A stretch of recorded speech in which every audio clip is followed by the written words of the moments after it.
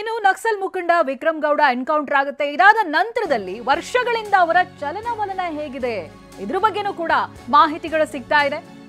Encounter ನಡೆದಂತ ಪಕ್ಕದ ಗ್ರಾಮದಲ್ಲೇ ವಾಸ ಇದ್ದ ಅಂತ, ಪಕ್ಕದ ಗ್ರಾಮದಲ್ಲಿನೇ ವಿಕ್ರಮ್ ಗೌಡ ವಾಸವಾಗಿದ್ದ ಅನ್ನುವಂತ ಮಾಹಿತಿಗಳು ಸಿಗ್ತಾ ಇದೆ.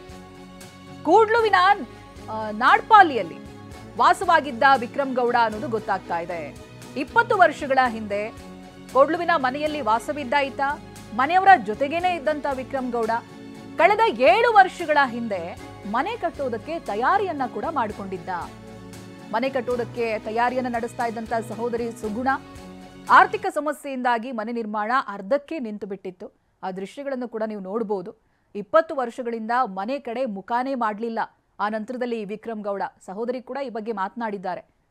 ವರ್ಷಗಳೇ ಆಗೋಯ್ತು, 20 ವರ್ಷಗಳೇ ಆಗೋಯ್ತು, ವಿಕ್ರಮ್ ಗೌಡನನ್ನ ನೋಡೇ ಇಲ್ಲ ನಾವು ಅಂತ. ಅತಿ ಹೆಚ್ಚು ಹೋರಾಟಗಳಲ್ಲಿ ತಮ್ಮನ್ನ ತಾವು ತೊಡಗಿಸಿಕೊಳ್ತಾ ಇದ್ರು, ಆಕ್ಟಿವ್ ಆಗಿರ್ತಾ ಇದ್ರು.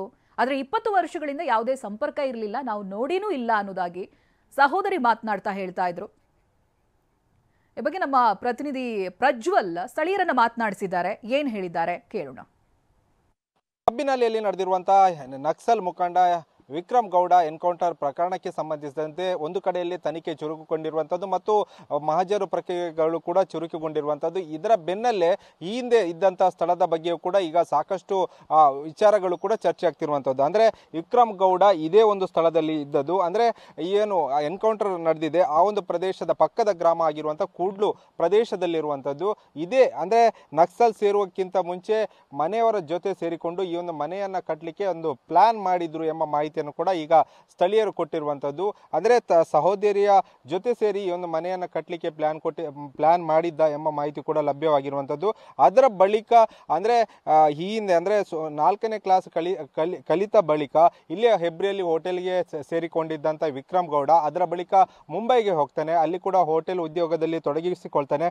ಅದರ ಬಳಿಕ ಸುಮಾರು ಅಲ್ಲಿ 2-3 ವರ್ಷಗಳ ಕಾಲ ಕೆಲಸವನ್ನ ಮಾಡಿ ಅದರ ಬಳಿಕ ಮತ್ತೆ ವಾಪಸ್ ಊರಿಗೆ ಬರ್ತಾನೆ.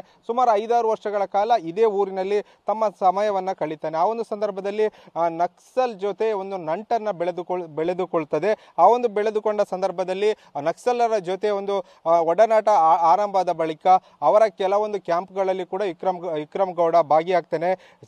ಸಾಕೇತನ್ ಏನಿದ್ದಾನೆ ಅವನ ಶಿಷ್ಯನಾಗಿ ಆ ಒಂದು ನಕ್ಸಲ್ ಚಟುವಟಿಕೆಗಳಲ್ಲಿ ತೊಡಗಿಕೊಳ್ತಾನೆ. ಸಾಕೇತನ್ ಅವರ ಒಂದು ಅಂದ್ರೆ ಎನ್ಕೌಂಟರ್ ಆದ ಬಳಿಕ ಈ ಒಂದು ಅಂದ್ರೆ ನಕ್ಸಲ್ ತಂಡದ ಒಂದು ಲೀಡ್ ರೋಲ್ ಆಗಿ ವಿಕ್ರಮ್ ಗೌಡ ಪಾತ್ರ ಮಾಡ್ತಾನೆ ಎಂಬ ಮಾಹಿತಿ ಕೂಡ ಲಭ್ಯವಾಗಿರುವಂತದ್ದು. ಸದ್ಯ ಈಗ ಈ ಒಂದು ಪ್ರಕರಣಕ್ಕೆ ಸಂಬಂಧಿಸಿದಂತೆ ಸಾಕಷ್ಟು ವರ್ಷಗಳಿಂದಲೂ ಕೂಡ ಪೊಲೀಸರಿಗೆ ಬೇಕಾಗಿದ್ದಂತ ವಿಕ್ರಮ್ ಗೌಡ ನಕ್ಸಲ್ ಮುಖಂಡ ವಿಕ್ರಮ್ ಗೌಡ ಏನಿದ್ದಾನೆ ಸದ್ಯ ಎನ್ಕೌಂಟರ್ಗೆ ಬಲಿಯಾಗಿರುವಂತದ್ದು.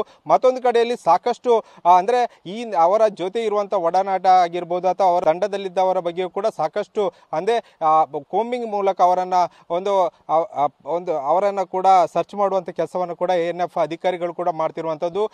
ಈ ಒಂದು ಭಾಗದಲ್ಲಿ ಅಂದ್ರೆ ಕೂಡ್ಲು ಭಾಗ ಆಗಿರ್ಬೋದು, ಚಿಕ್ಕಮಗಳೂರು ಭಾಗ ಆಗಿರ್ಬೋದು, ಅದೇ ರೀತಿ ದಕ್ಷಿಣ ಕನ್ನಡ ಜಿಲ್ಲೆಯ ಬೆಳ್ತಂಗಡಿ ಭಾಗದಲ್ಲಿ ಕೂಡ ಕೋಂಬಿಂಗ್ ಕಾರ್ಯಾಚರಣೆ ತುಂಬಾನೇ ಒಂದು ಕಾರ್ಯಾಚರಣೆಯನ್ನ ನಡೆಸ್ತಿರುವಂತದ್ದು. ಒಟ್ಟಿನಲ್ಲಿ ಈ ಒಂದು ಎನ್ಕೌಂಟರ್ ಪ್ರಕರಣಕ್ಕೆ ಸಂಬಂಧಿಸಿದಂತೆ ಒಂದು ಕಡೆ ಪಕ್ಕದ ಅಂದ್ರೆ ಒಂದು ಗ್ರಾಮದಲ್ಲಿದ್ದಂತ ಪಕ್ಕದಲ್ಲಿ ಈಗ ವಿಕ್ರಮ್ ಗೌಡನ ಎನ್ಕೌಂಟರ್ ನಡೆದಿರುವಂತದ್ದು.